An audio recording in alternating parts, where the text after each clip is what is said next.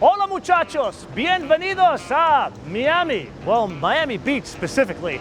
So if you know the area, that is Miami, downtown Miami over there. That's the Intercoastal.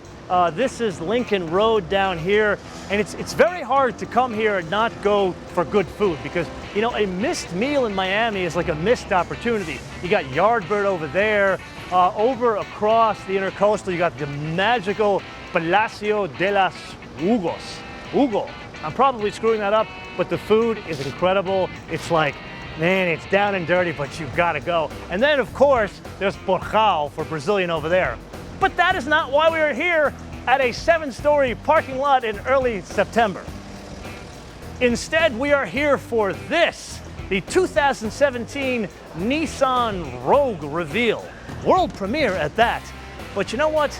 Pay no attention to the vehicle behind me.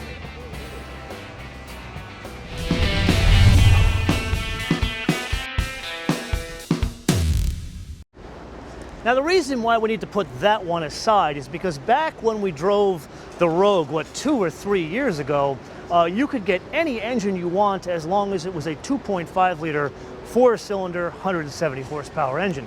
But now that is no longer the case. You see, there is a new power plant on offer, and it's not really just a power plant, it's a propulsion system. So the answer to the question in our round-the-block review just this week of what is Nissan going to reveal in Miami, well, most of you were right that it was going to be a hybrid version of the Rogue or a small crossover. Well, here it is. So this is a 2-liter 4-cylinder direct-injected gas engine. But this one is 141 horsepower and 144 pound-feet of torque. Well, this is a hybrid, which means somewhere in there is an electric motor. And basically what it is, and there is some sort of a prop rod here, which is here. So why don't we go ahead and put that up here so I can show you. There is an electric motor that sits between the engine and the transmission, and yes, it is a CVT. But where it kind of differentiates from other systems, it's a 2-clutch system. So there is a clutch between the engine itself and the electric motor, and then a clutch between the electric motor and the CVT. Now the electric motor itself is an additional 40 horsepower, but more importantly, an additional 118 pound-feet of torque. Get it? Now let's put that aside. And there's something else rather important. I gotta put this up here. Interesting packaging by putting this up here. That's odd. But packaging is the operative word here. So when you deal with a hybrid system, you're packaging 2 propulsion systems and a raft of batteries. So what Nissan engineers tell me is they've hidden the battery, and they've hidden it low in the vehicle, so it's down here and it's underneath the back seat. But it's not just the back seat, it's also back here, and there's like this presto changeo trick here where I kick the door thing. This is like the trend nowadays for all the yummy mommies. So basically the battery sits here as well. Then there's like a little storage space down here where you can like hide stuff from the Federale. So let's press on. I know I said we don't need to focus on the other car, but I think we need to go back to the other car because there's something else. You know what, it's not really a change, it's a trend. Now, before we press on to trends, we need to look at a party trick here. And this is really a party trick for the kind of people that buy these things, which is not me. So I've told you I'm a distance runner, right? And you also know that I have an oddball fascination with hand-built British sports cars that leak. This was not designed for my specific uses, but here's one case where it actually works for me. I am a major skier, love skiing, huge fan of Vail, Colorado, and this, well, you could put skis all the way through here. So the party trick is, it's not just a flat floor here, the seats, the rear seats, they fold as well, and then even the front seat folds back, so you can put like 2x4s in like a baby yummy mommy SUV. Get it? Now, we need to put this aside and go on to the trending. You're gonna think it's a party trick, but really it's not. So to do that, we need to put our seat up here. And then I brought a prop. You ready for this? It's a brand new pre-production car. I don't want to screw up their lovely leather here, which is what I want to show you guys. So I'm going to put a little mat here, and let's sit and let's fellowship together in my makeshift Eames chair, shall we?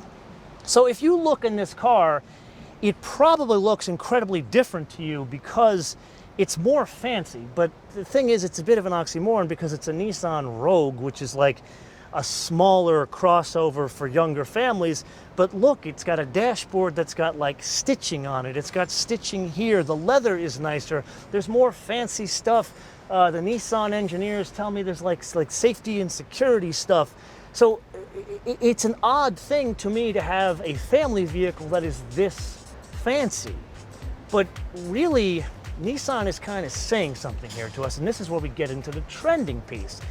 They are saying, you know what, this is our best-selling car. And I say car specifically because they're expecting this to outsell some of their other cars like Altimas and Sentras, which is a huge deal. Part of the reason why we're doing this in Miami in a 7-story parking structure. And it is very hot here, by the way. But the logic is, here is another crossover that's getting a lot more fancy stuff in it, which I'm starting to see this be a trend. It's not just Nissan doing it, but Nissan is just taking it to the next level by putting it in this level of crossover. So with that, I want to turn this around to you guys and really put the question out there. Is this something you want to see in this segment of crossover? Like, this is mainly a small utility vehicle for younger families, translated affordable. But here's a case where we're making it a little less affordable by making it much more fancy. So my question specifically is, would you buy this or would you not buy this? If that's assuming you're in the market for a car like this. And don't just tell me yes or no, tell me why or why not. And you know what, for good measure, let me know what car you drive currently and how many people you have in your family. Like, you have 2 kids, 2 dogs, 5 cats, whatever you got. Let me know what you're doing with this vehicle as I sweat terribly, because it is very odd to A, reveal a car in early September in Miami, and B, do it outside. So with that, let me know your answer in the comments below or via our social media, MotoManTV all one word, MotoManTV all one word, Facebook, Twitter, and Instagram. And with that, I want to leave you with 2 things. Number 1, make sure you download our fancy new mobile application, which you can download for free at Apple iTunes and Google Play. And number 2, a fun fact. So I will admit I was a bit nervous to come to Miami with all the news reports of this Zika thing going on. But the folks at Nissan, I think when they planned this, they weren't planning on Zika being an outbreak here in Miami. So they decided to get us these things here. So not just like the actual repellent spray, but this thing here that says, obviously says Nissan, but they tell me there is like DEET protection in there. Now, the question is, does it really work or is it just a placebo? Until I see you from the Miami Auto Show, bis später.